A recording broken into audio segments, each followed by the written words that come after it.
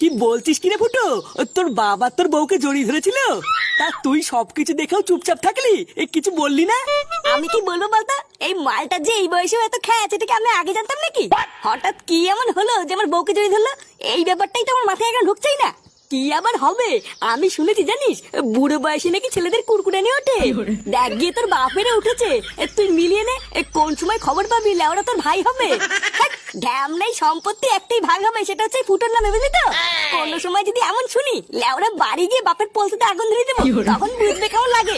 আমি বলি কি ফুটো, তোর বাপের নামে যা শুনছি আমার কি মনে হয় জানিস, তোর বউকে কিছুদিনের জন্য তোর বাপের থেকে একটু দূরে দূরে রাখ।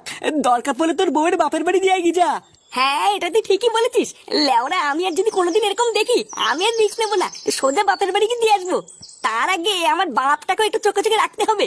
মালটার না ভাব খাইতে খুব একটা ভালো লাগছে না। হ্যাঁ রে ফুটো, ও ঠিকই বলেছিস, ওটাই কর।